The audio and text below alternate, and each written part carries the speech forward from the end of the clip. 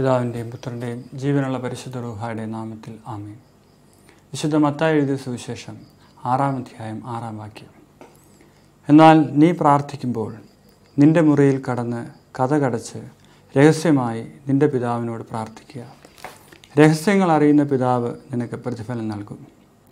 കർത്താവിനാൽ ഏറ്റവും സ്നേഹിക്കപ്പെട്ടവരെ, നമ്മുടെ കർത്താവ് യേശു മിശിഹ ഈ സുവിശേഷ ഭാഗത്ത് വ്യക്തിപരമായ പ്രാർത്ഥനയെക്കുറിച്ച് നമ്മോട് പഠിപ്പിക്കുകയാണ്. വ്യക്തിപരമായ പ്രാർത്ഥന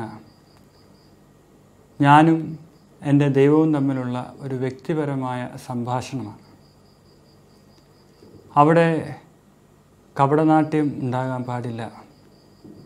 അവിടെ അമിതമായ ഭാഷണത്തിൻ്റെ ആവശ്യമില്ല. ഞാനും എൻ്റെ ദൈവവും വളരെ സ്വകാര്യമായി വ്യക്തിപരമായി സംസാരിക്കുന്നു. സ്നേഹമുള്ളവരെ, നമ്മുടെ ജീവിതത്തിൽ വ്യക്തിപരമായ പ്രാർത്ഥനയ്ക്ക് വളരെയധികം പ്രാധാന്യമുണ്ട്. വിശുദ്ധ അമ്മ ത്രേസ്യ ഇപ്രകാരം പറയുന്നുണ്ട്: വ്യക്തിപരമായി പ്രാർത്ഥിക്കാത്ത ഒരു വ്യക്തിയെ നരകത്തിലേക്ക് കൊണ്ടുപോകുന്നതിന് പിശാചിന് ഒന്നും ചെയ്യേണ്ട കാര്യമില്ല. അവൻ തനിയെ നരകത്തിൽ പോയിക്കൊള്ളും. സ്നേഹമുള്ളവരെ, നമ്മുടെ ജീവിതത്തിൽ എല്ലാ ദിവസവും വ്യക്തിപരമായി അല്പസമയം ദൈവത്തോട് പ്രാർത്ഥിക്കുന്ന ഒരു ശീലം നമുക്കുണ്ടാകണം. വ്യക്തിപരമായ പ്രാർത്ഥനയെക്കുറിച്ച് ഈശോയോടെ പഠിപ്പിക്കുമ്പോൾ വിശുദ്ധ കുർബാനയോ മറ്റ് പരസ്യമായിട്ടുള്ള യാമപ്രാർത്ഥനകളോ ഒന്നിച്ചിരുന്നുള്ള പ്രാർത്ഥനാ കൂട്ടായ്മയോ ഒന്നും വേണ്ട എന്നല്ല. പക്ഷേ വ്യക്തിപരമായ പ്രാർത്ഥനയ്ക്ക് നമ്മുടെ ജീവിതത്തിൽ വലിയ പ്രാധാന്യമുണ്ട് എന്ന് ഈശോ പഠിപ്പിക്കുക. വ്യക്തിപരമായ പ്രാർത്ഥന അതിന് ഇന്ന സമയം പ്രാർത്ഥിക്കണമെന്നോ ഇത്ര സമയം പ്രാർത്ഥിക്കണമെന്നോ ഇന്ന രീതിയിൽ പ്രാർത്ഥിക്കണമെന്നോ ഒന്നും നിയമമൊന്നുമില്ല. എനിക്കിഷ്ടപ്പെട്ട സമയത്ത്, എനിക്കിഷ്ടപ്പെട്ട രീതിയിൽ, എനിക്കിഷ്ടപ്പെട്ടതുപോലെ ഞാനും എൻ്റെ ദൈവവും തമ്മിൽ വ്യക്തിപരമായി അല്പനേരം സംസാരിക്കണം. ഒരുപക്ഷെ അവിടെ സംസാരത്തിൻ്റെയോ ശബ്ദത്തിൻ്റെയോ പോലും ആവശ്യമില്ല.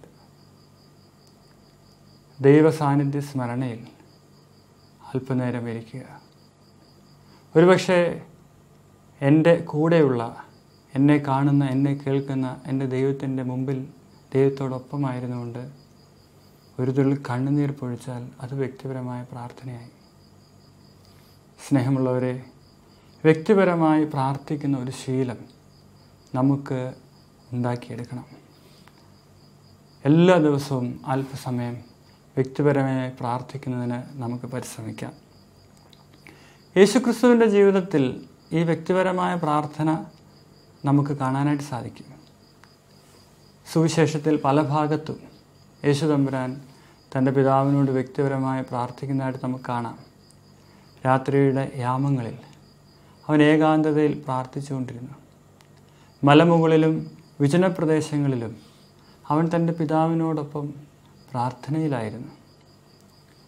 പ്രിയമുള്ളവരെ, ഈ നോമ്പുകാലം നമുക്ക് കൂടുതൽ സമയം വ്യക്തിപരമായ പ്രാർത്ഥനയ്ക്ക് കണ്ടെത്താനായിട്ട് ശ്രമിക്കാം. അങ്ങനെ ഈ നോമ്പുകാലത്തിൽ ഒരു നല്ല ശീലം, ഒരു പുതിയ ശീലം, വ്യക്തിപരമായി കൂടുതൽ പ്രാർത്ഥിക്കുന്ന ഒരു ശീലം നേടിയെടുക്കാനായിട്ട് നമുക്ക് പരിശ്രമിക്കാം. സഭയിൽ നമ്മൾ കാണുന്ന അനേകം വിശുദ്ധരുണ്ട്. ഇവരുടെയൊക്കെ ജീവിതത്തിൽ വ്യക്തിപരമായി ദീർഘനേരം പ്രാർത്ഥിച്ചിരുന്നവരാണ്. ഇവരെ പോലെ വ്യക്തിപരമായ പ്രാർത്ഥനയിലൂടെ വിശുദ്ധിയിൽ എത്തിച്ചേരുവാൻ ഈ നോമ്പുകാലത്ത് നമുക്കൊന്നിച്ച് പരിശ്രമിക്കാം. അതിന് ദൈവം നമ്മെ അനുഗ്രഹിക്കട്ടെ. പിതാവിൻ്റെയും പുത്രൻ്റെയും ജീവനുള്ള പരിശുദ്ധ റൂഹായുടെ നാമത്തിൽ ആമേൻ.